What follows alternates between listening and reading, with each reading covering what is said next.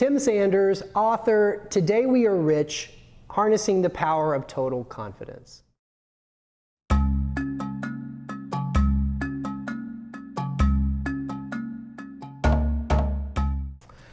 I wrote this book to tell the story of my grandmother Billy and share the 7 principles of total confidence she raised me to believe in. These principles 2 different times have turned my life around when I was just moving sideways or even backwards. And she taught me something.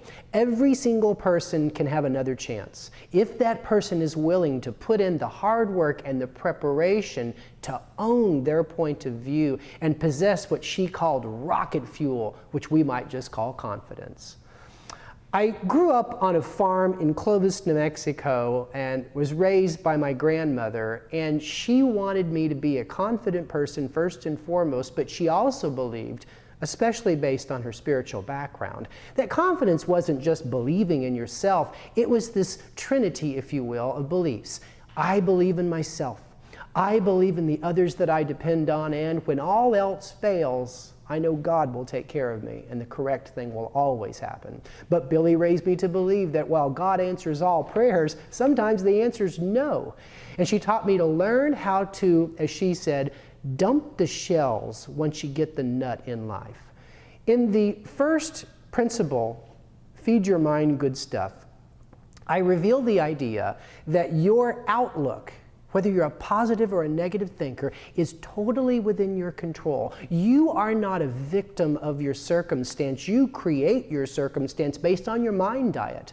This idea, of course, goes all the way back to Dr. Norman Vincent Peale, that was trying to convince a Great Depression-era generation that they had to be more judicious about what they put into their head, about the language they initiated. He called gossip the devil's radio, and to take more responsibility about who we hung out with and to stop hanging out with negative-minded people.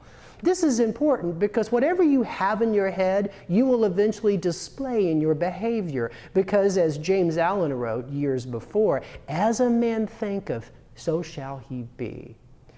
I included a chapter on gratitude because this was really important to me growing up and a cornerstone of Billy's practice. She believed that gratitude, it's a muscle. It's something we have to work out every single day so that we don't get spiritually flabby. She learned that the problem with us when we have a bad attitude and we live a life now we have to do everything instead of get to do everything, the problem, she says, is we lose our gratefulness.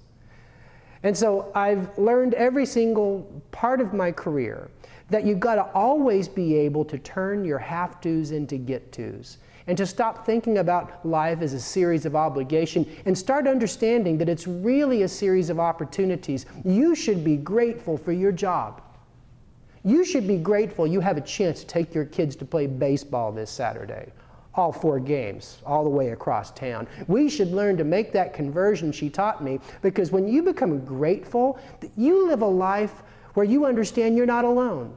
Because if you tell someone, I'm thankful for what you do for me, they'll usually tell you you deserved it, and it's that positive feedback loop that will change everything in your life.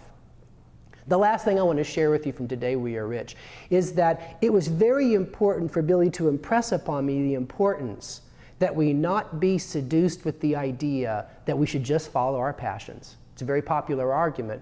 A lot of parents tell their kids, just do what you love. Executives like Steve Jobs say, just do what you love or don't do it at all, which is easy to say when you're worth billions of dollars. What she taught me growing up is that maturity is when you stop serving self, think passion, and start serving others, think purpose. So one of the most important rules I've learned, and when I've deviated from it, my life went sideways, was that you should always follow a purpose and not a passion. Passion's good when you're a kid, it gives you dimension, but when you're an adult, you owe something to something greater than yourself. Every great leader, she taught me, follows something bigger than himself. And when they don't, you have the ones that fail, the ones that take advantage of their people, and the ones that become filled with arrogance. So whatever you do, when you think about purpose, don't judge a purpose as better than another purpose. It's your purpose. It calls you. As Viktor Frankl wrote in Man's Search for Meaning, our purpose will put in an appearance, and it's our job to detect it and act on it. Because when you follow a purpose, you will have confidence. Because you will know why you're doing the what. And it will give you unlimited energy, this higher purpose, where even if there's struggle, even if there's adversity, as Dr. Frankl wrote, where there is purpose, there is no suffering. I'm Tim Sanders, and we've got to find the abundance mentality, because the day you hope for, that someday, hits today.